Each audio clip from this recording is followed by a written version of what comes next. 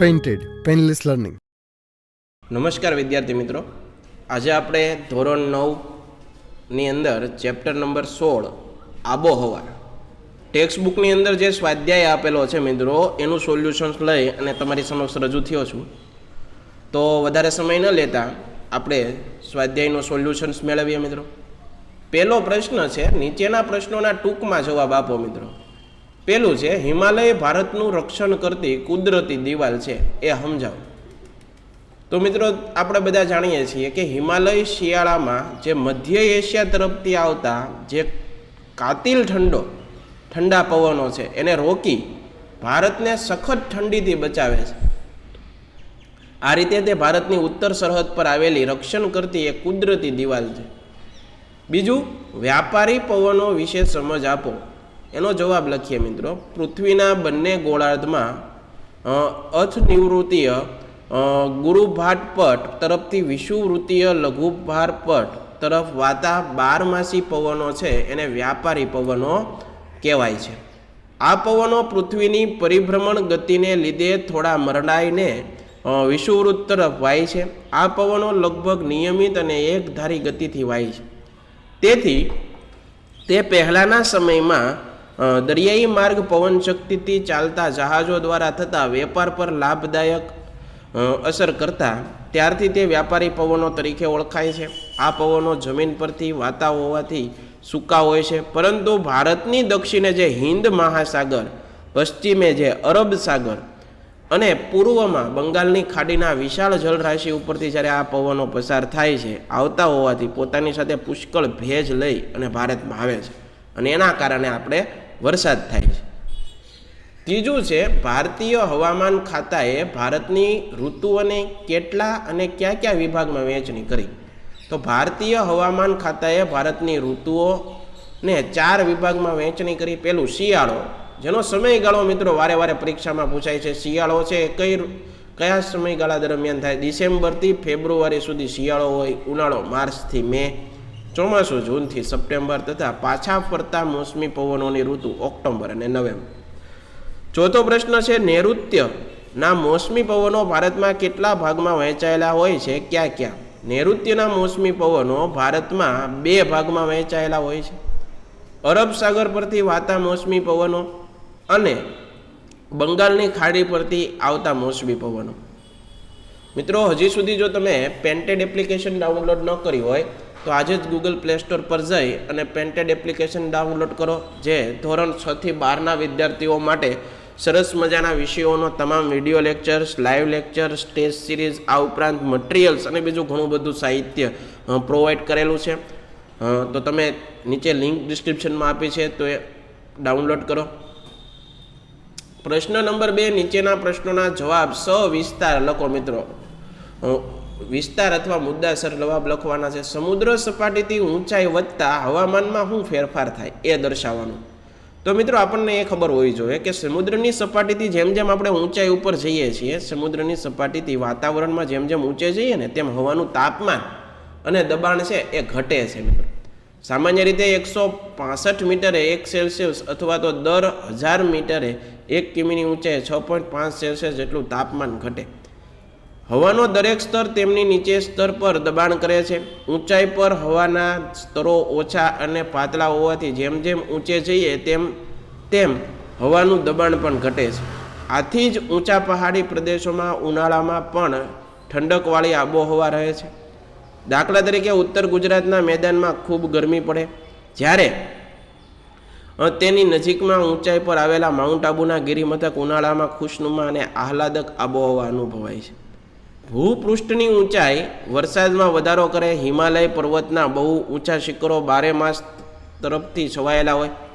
ભેજવાળી હવા ઊંચે ચડતા ઠંડી પડે છે અને વરસાદ આપે છે. દાખલા તરીકે અસમ અને મેઘાલયના પહાડી વિસ્તારોમાં જેમ ઊંચાઈ વધતી જાય તેમ વરસાદનું પ્રમાણ વધતું જાય છે. ત્યારબાદ બીજું છે, ઓક્ટોબર હીટ એટલે શું? ઓક્ટોબર માસમાં અથવા ભાદરવા મહિનાના ઉત્તરાર્ધમાં ઊંચા તાપમાન અને ભેજના ઊંચા પ્રમાણને લીધે દિવસનું હવામાન અકળાવનારું થઈ જાય છે. આ સ્થિતિને ઓક્ટોબર હીટ કહે છે. ગુજરાતમાં હવામાનની આ સ્થિતિને ભાદરવાનો તાપ પણ કહેવામાં આવે. ત્રીજું છે બંગાળની ખાડી પરથી આવતા મોસમી પવનો ભારતમાં કયા કયા પ્રદેશમાં વરસાદ લાવે છે? તો એનો જવાબ છે બંગાળની ખાડી પરથી આવતા મોસમી પવનો પશ્ચિમ બંગાળ, મેઘાલય, અસમ, બિહાર, ઉત્તર પ્રદેશ, પંજાબ, હરિયાણા આમાં શું આવે છે? વરસાદ લાવે છે. ચોથો, ભારતીય આબોહવાને દૂરના પ્રદેશોની કઈ કઈ ઘટના અસર કરે છે? તો ભારતીય આબોહવાને દૂરના પ્રદેશોની જેટ સ્ટ્રીમ, પશ્ચિમ વિક્ષોભ એટલે કે વેસ્ટર્ન ડિસ્ટર્બન્સીસ, અલ નિનો, આઈટીસી ઝોન વગેરે ઘટનાઓ અસર કરે છે. પ્રશ્ન નંબર 3, નીચેના પ્રશ્નોના મુદ્દાસર ઉત્તર આપો. એનો પ્રશ્ન પહેલો છે ઋતુ પરિવર્તન ની ઘટના કયા કયા કારણોથી થાય છે? પહેલું, પૃથ્વી પોતાની ધરીને 65.5 ખૂણે નમેલી રાખીને સૂર્યની આસપાસ ફરે છે. તેથી વર્ષ દરમિયાન અને ઉત્તર દક્ષિણ ગોળાર્ધ દ્વારા ફરતી સૂર્યની સામે નમેલા રહે છે. જે ગોળાર્ધ સૂર્યની સામે નમેલો હોય ત્યાં સૂર્યના કિરણો સીધા પડે છે. સીધા કિરણોમાંથી ગરમી વધારે મળે છે. દિવસો પણ વધુ લાંબા હોય છે, આથી ત્યાં ઉનાળો હોય છે. જે ગોળાર્ધ સૂર્યની વિરુદ્ધ દિશામાં નમેલો હોય છે ત્યાં સૂર્યના કિરણો ત્રાંસા પડે છે. આ ત્રાંસા કિરણોમાંથી ઓછી ગરમી મળે છે. અહીં રાત્રિની લંબાઈ વધારે અને દિવસની લંબાઈ ઓછી હોય છે, આથી ત્યાં શિયાળો હોય છે. 22 ડિસેમ્બરે સૂર્યના કિરણો દક્ષિણ ગોળાર્ધમાં મકરવૃત્ત પર સીધા પડે છે. તેથી દક્ષિણ ગોળાર્ધમાં ઉનાળો અને ઉત્તર ગોળાર્ધમાં શિયાળો હોય છે. એ સમયે ભારતમાં દિવસ ટૂંકો અને રાત્રિ લાંબી તથા ઠંડી હોય છે. 21 જૂને સૂર્યના કિરણો ઉત્તર ગોળાર્ધમાં કર્કવૃત્ત તરફ લંબ પડે છે. તેથી ઉત્તર ગોળાર્ધમાં ઉનાળો અને દક્ષિણ ગોળાર્ધની અંદર શિયાળો હોય છે. એ સમયે ભારતમાં દિવસ લાંબો અને રાત્રિ ટૂંકી હોય. મિત્રો, હજી સુધી જો તમે પેન્ટેડ એપ્લિકેશન ડાઉનલોડ ન કરી હોય તો આજે જ ગૂગલ પ્લે સ્ટોર પર જઈ પેન્ટેડ એપ્લિકેશન ડાઉનલોડ કરો. ધોરણ 6 થી 12ના તમામ વિષયોનું ખૂબ જ સરસ મજાનું વિડીયો લેક્ચર્સ, લાઈવ લેક્ચર્સ, આ ઉપરાંત તમને ઘણું બધું મટીરિયલ્સ પણ પ્રોવાઈડ થશે, જેની લિંક નીચે ડિસ્ક્રિપ્શનમાં આપેલી છે, તો તમે તે ડાઉનલોડ કરો. બીજો પ્રશ્ન છે આબોહવાને અસર કરતા પરિબળોની ટૂંકમાં માહિતી જણાવો. એની અંદર ભારતની આબોહવાને અસર કરતા પરિબળો નીચે મુજબ છે. પહેલું, અક્ષાંશ. આબોહવાના તત્વોનું વિતરણ મહદ અંશે અક્ષાંશોને અનુસરે. ભારતમાં 8 ડિગ્રી 4 કરા ઉત્તર અક્ષાંશ, 37 ડિગ્રી 6 કરા ઉત્તર અક્ષાંશ વચ્ચે આવેલો દેશ છે. એટલે કર્કવૃત્ત 23 અક્ષાંશ 30 કરા ઉત્તર અક્ષાંશ વૃત્ત અને લગભગ 2 ભાગોમાં વહેંચે છે. કર્કવૃત્તની દક્ષિણનો ભાગ ઉષ્ણકટિબંધમાં અને ઉત્તરનો ભાગ સમશીતોષ્ણ કટિબંધમાં આવેલો છે. સમુદ્રથી અંતર સૂર્યની ગરમી સંઘરવાની તથા તેની આપલે કરવાની શક્તિ જમીન અને પાણીમાં અલગ અલગ છે. દ્વીપકલ્પીય ભારતના સમુદ્ર કિનારાના ભાગો સમુદ્રની અસરથી લગભગ 12 માસ સમ આબોહવા અનુભવે છે. ઉત્તરનું મેદાન સમુદ્રથી દૂર આવેલું હોવાથી ત્યાંની ખંડીય આબોહવા વિષમ એટલે કે ઉનાળાની ઘણી ગરમ અને શિયાળાની ઠંડી રહે છે. દાખલા તરીકે મુંબઈ સમુદ્ર કિનારે હોવાથી તેની આબોહવા સમ છે, જ્યારે દિલ્હી સમુદ્રથી દૂર હોવાને કારણે તે વિષમ છે. ત્રીજો પ્રશ્ન, સમુદ્રની સપાટીથી ઊંચાઈ. સમુદ્રની સપાટીથી વાતાવરણમાં જેમ જેમ ઊંચે જઈએ તેમ હવાનું તાપમાન અને દબાણ ઘટે છે. સામાન્ય રીતે 165 મીટરે 1 ડિગ્રી સેલ્સિયસ અથવા તો દર 1000 મીટરે 1 કિમીની ઊંચાઈએ 6.5 ડિગ્રી સેલ્સિયસ જેટલું તાપમાન ઘટે છે. હવાનો દરેક સ્તર તેની નીચેના સ્તર પર દબાણ કરે છે. ઊંચાઈ પર હવાના સ્તરો ઓછા અને પાતળા હોવાથી જેમ જેમ ઊંચે જઈએ તેમ હવાનું દબાણ ઘટે. આથી જ ઊંચા પહાડી પ્રદેશોમાં ઉનાળામાં પણ ઠંડકવાળી આબોહવા રહે છે. દાખલા તરીકે ઉત્તર ગુજરાતના મેદાનમાં ખૂબ ગરમી પડે છે, જ્યારે નજીકમાં ઊંચાઈ પર આવેલા માઉન્ટ આબુના ગિરિમથક પર ઉનાળામાં ખુશનુમા અને આહલાદક આબોહવા અનુભવાય છે. ભૂપૃષ્ઠની ઊંચાઈ વરસાદમાં વધારો કરે છે. હિમાલય પર્વતના બહુ ઊંચા શિખરો 12 માસ તરફથી બરફથી છવાયેલા હોય છે. ભેજવાળી હવા ઊંચે ચડતા ઠંડી પડે છે અને વરસાદ આપે છે. દાખલા તરીકે અસમ અને મેઘાલયના જે પહાડી વિસ્તારો છે એમાં જેમ જેમ ઊંચાઈ વધતી જાય તેમ વરસાદનું પ્રમાણ વધતું જાય. ચોથું છે વાતાવરણીય દબાણ અને પવનો. ભારતમાં ઉત્તર પૂર્વી વ્યાપારી પવનોના ક્ષેત્રમાં આવેલા છે. આ પવનો ઉત્તર ગોળાર્ધના ઉષ્ણકટિબંધીય ગુરુભારપટના ભારે દબાણોના પટ્ટાઓ દ્વારા સર્જાય. તે પૃથ્વીના પરિભ્રમણને લીધે થોડા મરડાઈને વિષુવવૃત્ત તરફ વાય છે. આ પવનો ભૂભાગમાંથી ઉત્પન્ન થઈ અને વાતા હોવાથી તેમાં ભેજ હોતો નથી. જમીન પરથી વાતા હોવાથી તેમાં ભેજ હોય નહીં. પરંતુ ભારતની દક્ષિણે જે હિન્દ મહાસાગર અને પશ્ચિમે જે અરબ સાગર અને પૂર્વની અંદર બંગાળાની ખાડી છે, એના વિશાળ જળરાશિ ઉપરથી જ્યારે સમુદ્ર ઉપરથી જ્યારે આ પવનો આવે છે ત્યારે તે શું લાવે છે? તેની સાથે ભેજ લાવે, અને ભેજ લાવે એને કારણે શું આવે? વરસાદ આવે. શિયાળામાં હિમાલયના પર્વતીય ક્ષેત્રમાં ભારે દબાણ હોય છે, તેથી અહીંના ઠંડા અને સૂકા પવનો દક્ષિણ ભારતમાં હળવા દબાણવાળા સમુદ્રી વિસ્તારો તરફ વાય છે. ઉનાળામાં ઉત્તર ભારતમાં ઊંચા તાપમાનને કારણે હલકું દબાણ રચાય છે. આ સમયે હિન્દ મહાસાગર પર ભારે દબાણ હોય છે, તેથી હિન્દ મહાસાગર પરથી ઉત્તર ભારતના હલકા દબાણ તરફ પવનો વાય છે. તે ભેજવાળા હોવાથી વરસાદ લાવે છે અને દક્ષિણ પશ્ચિમ મોસમી પવનો કહેવામાં આવે. પાંચમો પ્રશ્ન છે ભૂપૃષ્ઠ. ભૂ એટલે જમીન અને પૃષ્ઠ એટલે એની ઉપરનો ભાગ. હિમાલય ઉનાળામાં વાતા મધ્ય એશિયાના અતિશય ઠંડા પવનોને ભારતમાં આવતા રોકે છે, તેથી ઉત્તર ભારત શિયાળામાં પણ હુંફાળી આબોહવાનો અનુભવ કરે છે. વળી આ જ હિમાલય ચોમાસામાં હિન્દ મહાસાગર તરફથી આવતા ભેજવાળા પવનોને રોકી ઉત્તર ભારતમાં સારો વરસાદ અપાવે છે. હિમાલયની જેમ પશ્ચિમ ઘાટ પણ ભેજવાળા પવનોને અવરોધી અને ભારતના પશ્ચિમ તટ પર ભારે વરસાદ લાવે છે. હિમાલય અને પૂર્વાચલની ગિરિમાળાઓને લીધે ઉત્તર પૂર્વ ભારતમાં ખૂબ વરસાદ પડે છે. ત્રીજો પ્રશ્ન છે ભારતની શીત ઋતુ એટલે કે શિયાળા વિશે જણાવો. ભારતમાં શિયાળાની ઋતુ ડિસેમ્બરથી ફેબ્રુઆરી સુધી હોય. આ સમયે ભારતમાં સૂર્યના કિરણો કેવા પડે? તો ત્રાંસા પડે. ત્રાંસા પડતા હોવાથી તાપમાન કેવું છે? નીચું રહે છે. આ ઋતુમાં ભારત પર ઈશાન પવનો વાય છે. તે જમીન પરથી વાતા હોવાથી સૂકા અને ઠંડા હોય છે. આથી શિયાળામાં ભારતની આબોહવા એકંદરે સૂકી અને ઠંડી હોય છે. આકાશ વાદળ વગરનું અને સ્વચ્છ હોય, હવામાં ભેજનું પ્રમાણ ઓછું હોય છે. પરિણામે ભારતમાં શિયાળાની આબોહવામાં ખુશનુમા અને આરોગ્યપ્રદ હોય.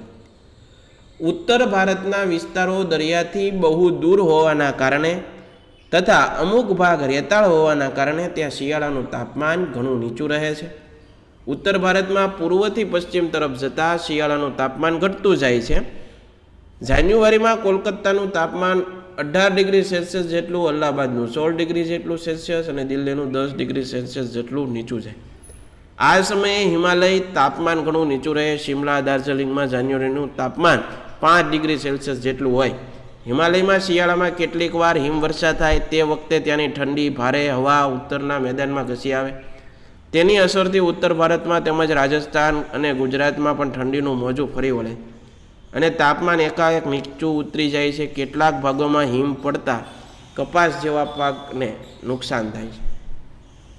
જોકે શિયાળામાં ઊંચા પહાડો સિવાય ભારતમાં તાપમાન ઠારબિંદુ સુધી નીચે જતું નથી, કારણ કે ઉત્તર સરહદે આવેલી હિમાલયની ગિરિમાળા તેને પેલે પાર મધ્ય એશિયાથી ફૂંકાતા ખૂબ જ ઠંડા પવનોને રોકે અને ભારતને કાતિલ ઠંડીથી બચાવે.